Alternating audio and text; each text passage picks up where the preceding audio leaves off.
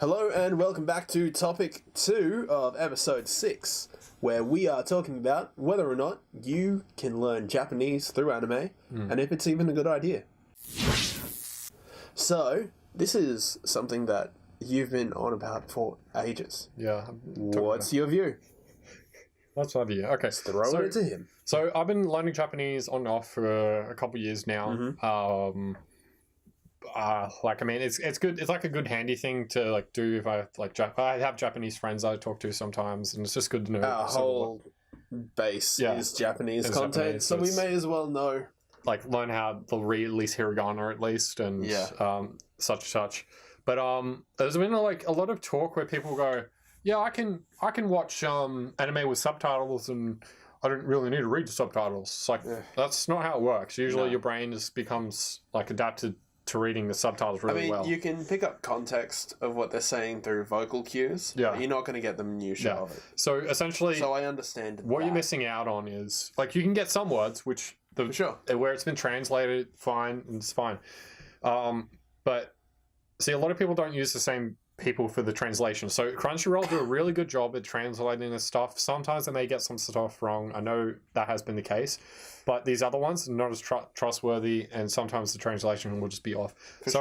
I don't want to rely on a dodgy translation, especially when you're trying to learn a language, because if you say something definitely in a particular way, something wrong. Because someone said to me, "Well, that's kawaii. That's kawaii." Kawaii. Yeah, but kawaii is scary. Kawaii. And then kawaii that's cute. Yeah. So there's a big difference there. I'm both. But that person had just watched an anime and just went, oh yeah, kawaii. It's why are you saying scary for? They didn't know what the hell they were saying. And then you have to correct them. But I sort of experienced the inverse when I went to Japan a couple months ago. I learned the very basic phrases, and while I was over there, I just sort of picked up on a few things. And when I came back, I didn't really. Honestly, my Japanese was awful, and none of it stuck with me. I used Google Translate apps, and my friends who knew much better.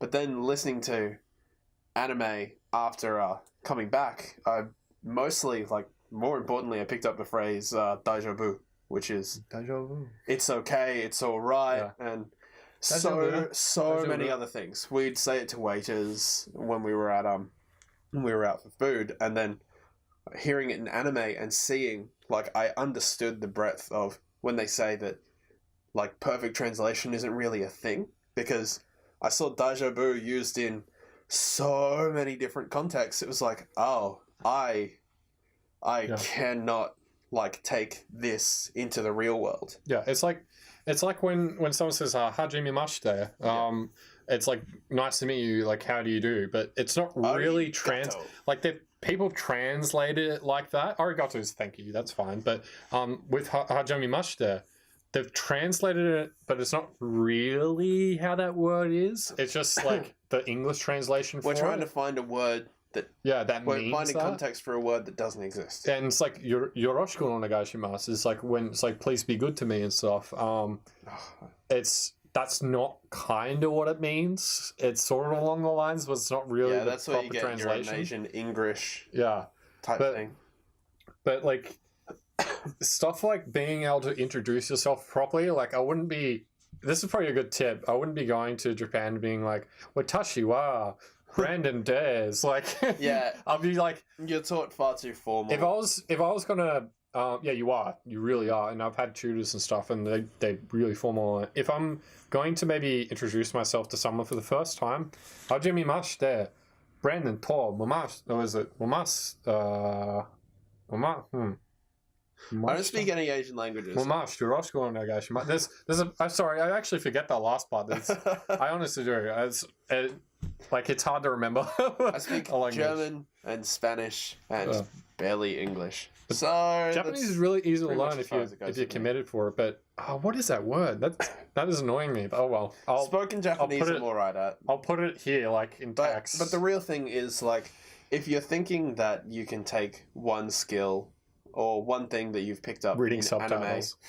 Reading subtitles, understanding that you can understand context, and you can pick up certain key phrases. You're not going to learn the language. The point is, it can be used in so many other varieties. You don't learn that variety until you use it in a. No one's running around Japan going, "Nani," like "Nani," like they're not doing that. Admittedly, I use "nani" so much. Like no, but you got to think about that. You got to think about that. If you're an English speaker, when do you use "what"? Like you just say "what." It's like what? Like consistently. I have terrible hearing. Yeah, so what? Like but you're not saying that in just everyday conversation. Not what? Like you follow it up with something else. Like in anime, it's all right because they're like "Nani?" Like anime. It's like if you were to take all of your social cues from The Bold and the Beautiful and Days of Our Lives. You're taking soap opera level dramatization into everyday conversation. Doesn't make sense. And we all know someone who acts like that, and they're the worst person to be around. And if that's you, you don't know. So it's fine. Continue living your little life. But the thing is, the context is so fascinating, and in the real life situation, as I said, learning just a simple thing like deja vu, coming back, watching anime, and seeing the different uses of it with subtitles, I realized that I was being very liberal with the word and not quite grasping its proper extent. So that's sort of what you run into. So it can be very helpful and it can be a good building block. Just don't kid yourself into thinking that because you can pick up the social cues and the context of listening to an anime that you can take that into real life. Because as we said, it's soap opera level human interaction and everyone's going to think you're weird. You're weird enough when you're in a different country already. Yeah.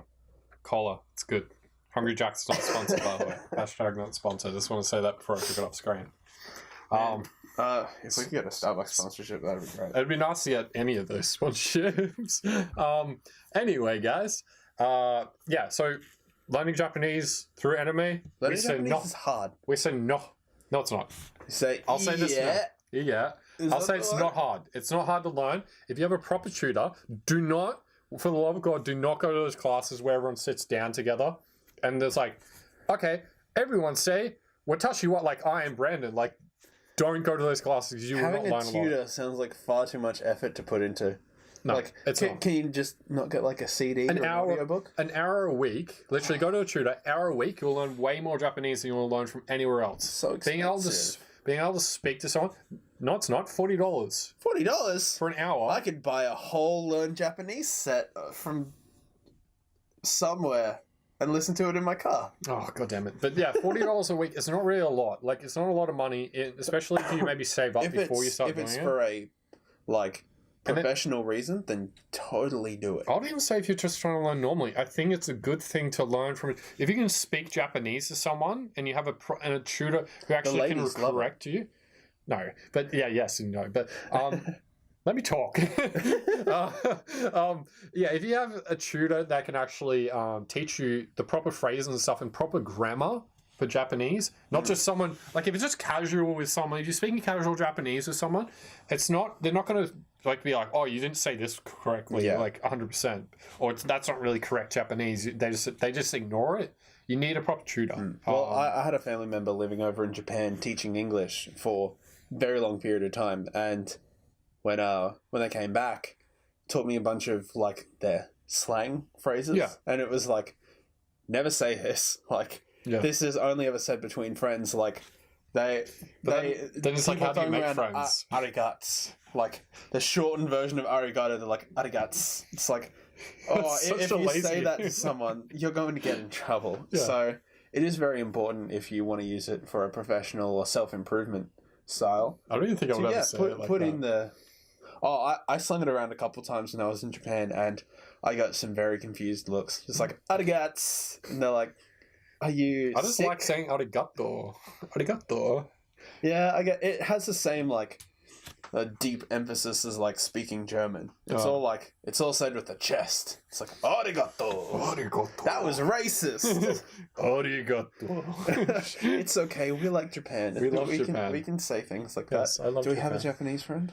I have tons of them. Then we're good. Japanese friends. protect me. Shield of Japanese weeaboo-ness. It's alright. I did martial arts for 15 years. I'm practically Japanese. Oh. Anyways, the moral of the story is we're tired.